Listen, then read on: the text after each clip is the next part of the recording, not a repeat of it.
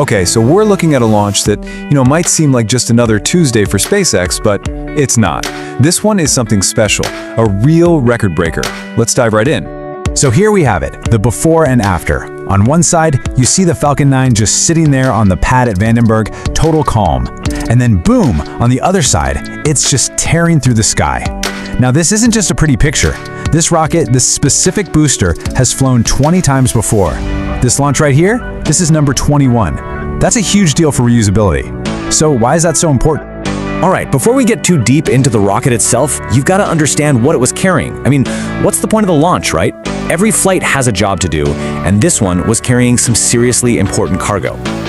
And this is it. This is the COSMO-SkyMed Second Generation satellite. Let's just call it CSG-3. This thing is way more than just a box of electronics. Think of it as a super advanced eye in the sky, built for the Italian Space Agency. Its job? To watch over our planet like never before. And this is why this whole mission matters so much. This satellite is a workhorse. It's not just snapping pretty photos of Earth. We're talking about a crucial tool here. It uses high-res radar to help with everything from tracking climate change to responding to disasters like floods or earthquakes, and yeah, for defense and security too. It's joining a whole family of satellites that are basically keeping a 24/7 watch on Earth. Okay, so we know why the mission is important. Now let's talk about the how. Let's get back to the star of the show, the rocket itself. This isn't just any old rocket. This is a battle-tested veteran that has completely changed how we think about spaceflight. 21. Just let that number sink in for a second. 21. That's how many times this specific booster, its name is B081, has launched to space and then landed itself safely back on Earth. Every single one of those flights just pushes the boundary of what we thought was even possible. It's just incredible engineering. All right, let's get into the launch itself. I mean, the sheer power of these things is just mind-blowing. The first few moments are this perfect dance of fire, physics, and controlled chaos. It really never gets old. It all kicks off with this incredible roar.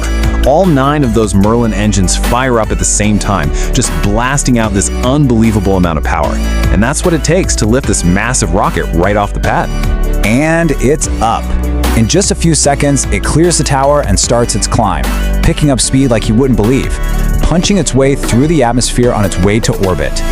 Okay, this photo is just spectacular. It's a long exposure, so it captures the rocket's entire trip up into the sky as this one beautiful arc of light. But wait a second, look closer. Do you see it? There are 2 streaks of light. The big one going up, obviously, but what about that smaller one coming back down? We'll come back to that, I promise. So, way up there, high above the planet, the first stage of the rocket separates, and when it does, the exhaust from the engine just expands out into the almost vacuum of space. It creates this absolutely unreal visual, this glowing cloud that people call the space jellyfish. You can see it from hundreds of miles away. Just incredible. So, the second stage keeps going, taking the satellite all the way to orbit. But what about the first stage, the booster? Well, its job isn't done. In fact, you could say the most amazing part of its journey is just getting started. It's coming home. This whole maneuver is called a return to launch site, or RTLS. It's basically a 3-step dance. First, there's a boost back burn that flips the rocket around and points it back towards land. Then, a re-entry burn fires to protect it as it screams back through the atmosphere, kind of like a heat shield. And finally, the landing burn kicks in at the last second to slow it down for a soft touchdown. Okay, remember that photo with the 2 streaks of light? Well, now we can solve the mystery. That second, shorter arc, that's the booster. That's B1081 flying itself back home. It's heading for a pinpoint landing at landing zone 4, which is just a stone's throw from where it launched. And get this, the whole trip, up and back down, takes about 8 minutes. Wild. So, you've got this amazing launch, this incredible landing. It's a great show, but what does it all really mean? Why is flying the same rocket 21 times such a huge deal for the future of space travel? It all comes down to one word: reusability. It's a simple idea, but it's a total game changer. It has completely flipped the script on how we get to space, making it cheaper and more accessible than anyone ever thought possible. I mean, think about it like this. For decades, the way we did rocketry was like building a brand new jumbo jet, flying it one time and then just dishing it in the ocean. Sounds crazy, right? But that's what we did. The first stage booster is the most expensive part of the whole rocket, by a long shot.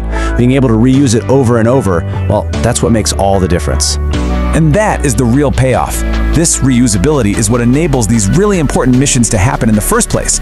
Because they could fly this rocket again, they could deliver Italy's satellite to exactly where it needed to be, a special Sun-Synchronous Orbit, which means it can get the best possible view of the Earth, so it can get to work doing its job, watching over our planet. So in the end, a record-breaking 21st flight became, well, just another successful mission.